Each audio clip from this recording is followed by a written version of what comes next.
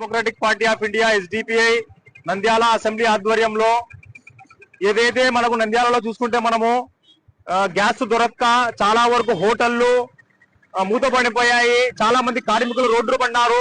దానితో పాటు చూసుకుంటే గ్యాస్ బుక్ చేస్తే 2 రోజుల్లో వచ్చే గ్యాస్ ఈ రోజు 15 రోజులుగా వస్తున్న ఇంతవరకు గ్యాస్ కూడా అందలేదు. దానికి ఉదాహరణ నేను గ్యాస్ బుక్ చేసి 10 రోజులు అయింది, ఇంతవరకు గ్యాస్ అందలేదు.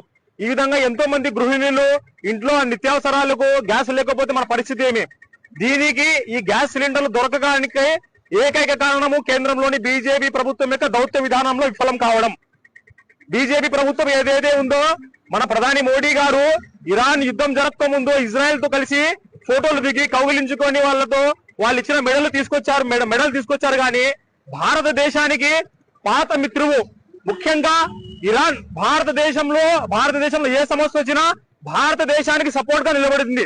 ఇరాన్ ఒక ముస్లిం కంట్రీ అయినా ఆ రోజు పాకిస్తాన్ కి వ్యతిరేకంగా కశ్మీర్ కు మద్దతుగా భారత్ ఓటేసిన చరిత్ర ఇరాన్ది. పాకిస్తాన్ కూడా అక్కడ ముస్లిం కంట్రీనే, ఇరాన్ ముస్లిం కంట్రీనే, కానీ ఇరాన్ న్యాయంగా భారత్ వైపే నిలబడింది. అటువంటి ఘన చరిత్ర భారతదేశానికి ఇరాన్ కు మధ్య ఉంది. కానీ మన ఈ ప్రధాని మోడీ గారు దౌత్యపరంగా విఫలమయ్యి భారతదేశానికి ఈ రోజు అట్టడుగున పెట్టారు. ఈ రోజు ఎక్కడున్నాం మనము? ఈ రోజు గ్యాస్ అటు సైడ్ నుంచి వస్తుంది కాబట్టి ఇంతవరకు మన ప్రధాని మోడీ గారు ఆ యుద్ధం జరిగితే వాళ్ళతో మాట్లాడలేదు.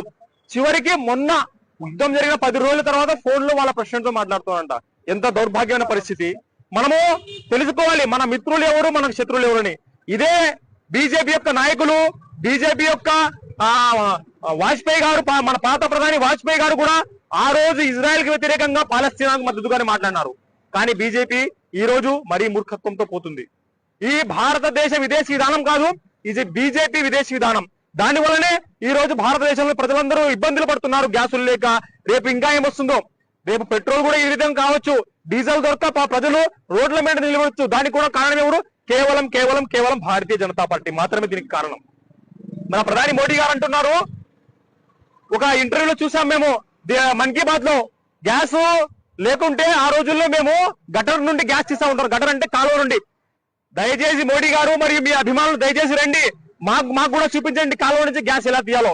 మేము కూడా గ్యాస్ కాకుండా కాలువ నుంచి గ్యాస్ తీసి మా వంటలు వండుకుంటామని ప్రజలు మిమ్మల్ని అవులే చేస్తూ మాట్లాడుతున్నారు. ఇదా ఒక ప్రధాని?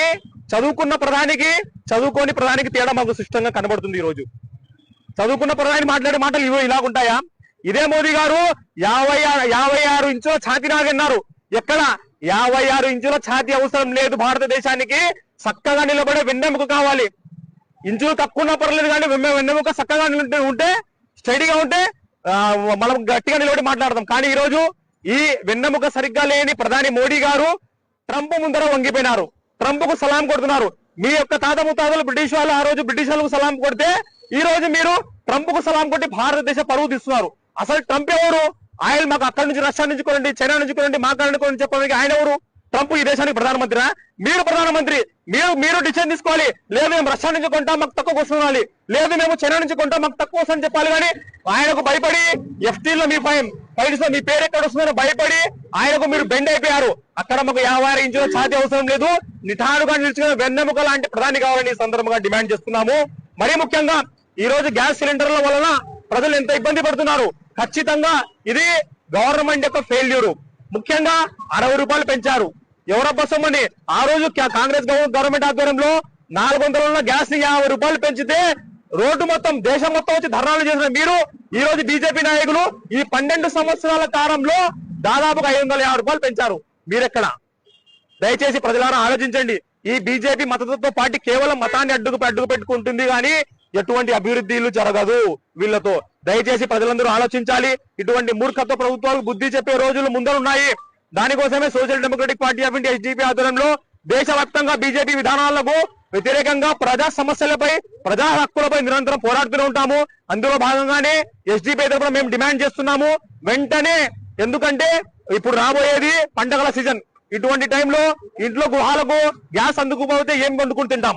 పొట్టల పొయ్యి మీద పెట్టుకుంటామా? లేక మీరు వచ్చి చెప్పండి ఆ యొక్క గటర్ నుండి కాలువ నుండి గ్యాస్ ఎలా తీయాలో చెప్పండి, తీసుకుంటాం. దయచేసి ప్రభుత్వం, మన ఆంధ్రప్రదేశ్ లోని కూటమి ప్రభుత్వం కూడా వెంటనే గ్యాస్ అందే విధంగా చర్యలు తీసుకోవాలని social democratic party of India SDP తరఫున డిమాండ్ చేస్తున్నాము. జై భారత్, జై భీమ్.